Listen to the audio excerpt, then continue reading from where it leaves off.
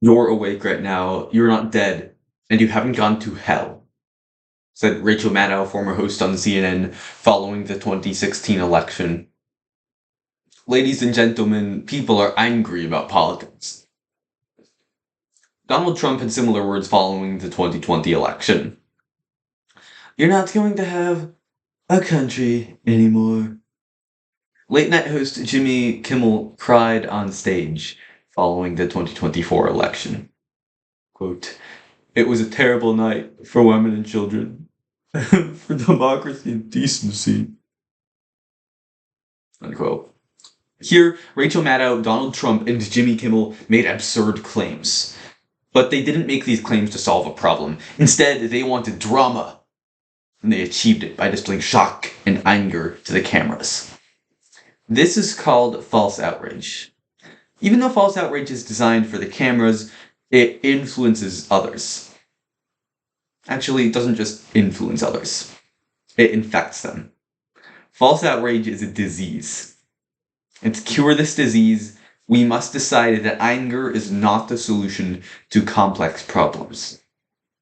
So today, we'll start by diagnosing our culture with false outrage, move on to its symptoms, and to conclude with the cure. If our culture could walk into a doctor's office, it would come away with a severe diagnosis of false outrage. So, what's the difference between true and false outrage? True outrage wants what is right. It only cares about achieving good. False outrage wants to be seen. A perfect example of this is in George Orwell's dystopian novel 1984. In it, the communist regime mandates a daily practice known as the 2 minutes of hate. Every day, the citizens gather in front of their TVs and scream in outrage as images of their capitalist enemies flicker by on the screen. The citizens here achieve nothing. They only perform their anger. False outrage like this is all over the internet today.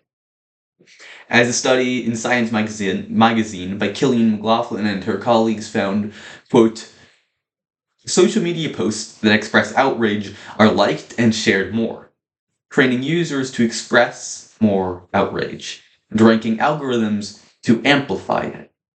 Unquote.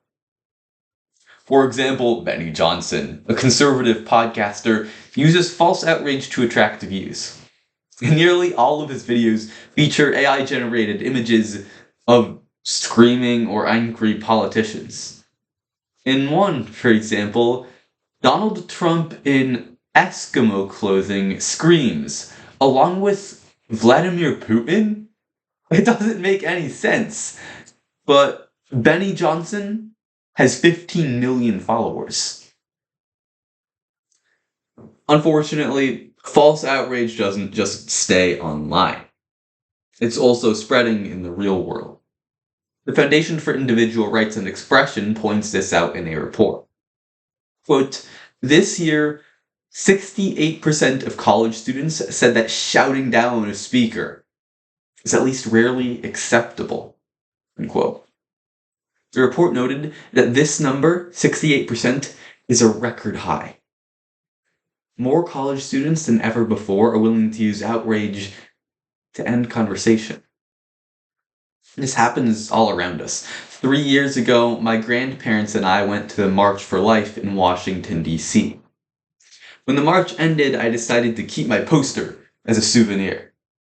A woman on the sidewalk saw me carrying my poster, walked over to me, and started yelling at me. She was angry and told me I shouldn't have participated in the march. Her anger again achieved nothing. So online and in person, false outrage is spreading across the culture. Now that we've diagnosed our culture with false outrage, let's move on to the symptoms, the actual effects of false outrage. Those would be avoiding calm conversations and having angry conversations and believing that our anger makes us good people. As writers for The Minimalist, a blog that encourages simple living, put it, Quote, we've all gotten offended without asking ourselves why, and then used our fake outrage to cast judgment upon others. It makes us feel better. Unquote. When we pretend to be outraged, we don't have to reason through our own beliefs. Piers Morgan, the British host of a political show with 4 million followers, uses false outrage to avoid hard questions.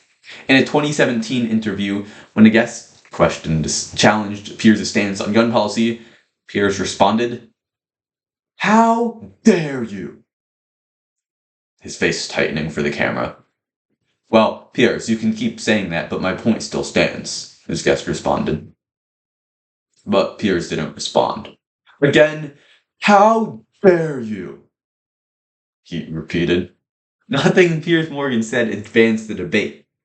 Instead, he used outrage to shield himself, because outrage is easier than analysis.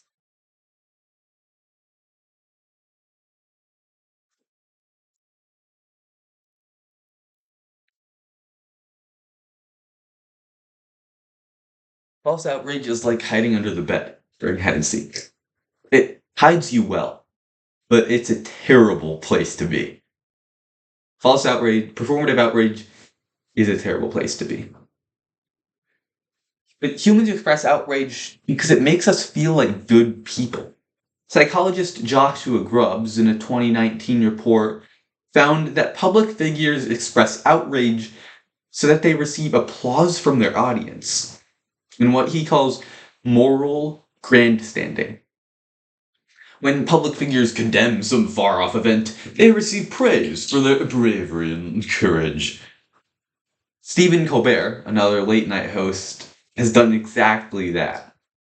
When Donald Trump held a rally in Madison Square Garden in New York City, Stephen Colbert responded on his show, quote, "I'm sure it was just a coincidence, but in 1939, they held a pro-Nazi rally there," unquote. With this remark, Colbert insinuated that Trump is pro-Nazi, having created a straw man out of Trump, an evil Nazi. Colbert spared no words, swearing at Trump live on national television. His statements make sense within a worldview that treats outrage, even in which treats outrage as virtuous. Author Glenn Beck describes the human effect in his book, Addicted to Outrage.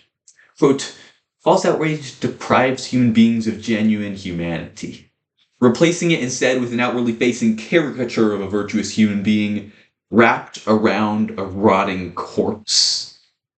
Unquote.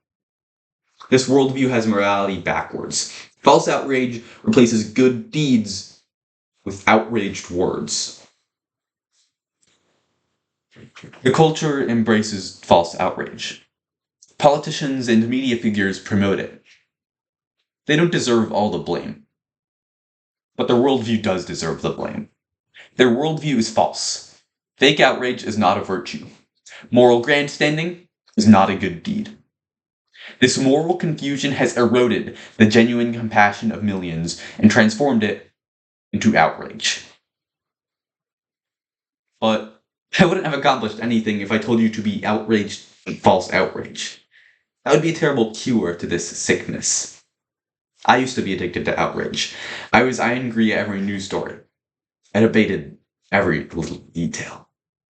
Thankfully, I was convicted after reading Glenn Beck's book, Addicted to Outrage. Colossians 3 verse 2 says, quote, "Set your mind on the things above, not on earthly. Set your mind not on earthly things." Quote. I made a pledge to stop being outraged at earthly things. Imagine if everyone stopped.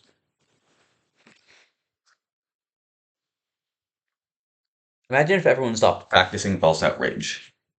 If we stopped being so angry, calmly discussed difficult questions, and stopped believing our outrage makes us good people. That's the world I want to live in. And that world is only possible if you help build it.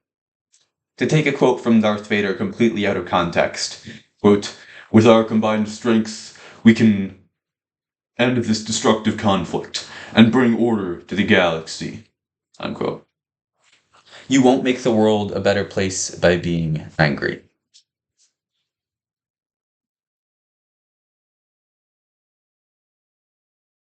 You won't make.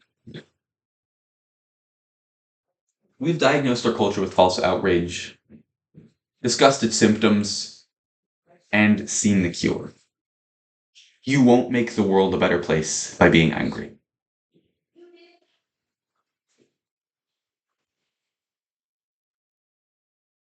Focus on something higher than the next controversy. False outrage, you have a whole life to live. Don't waste it being angry.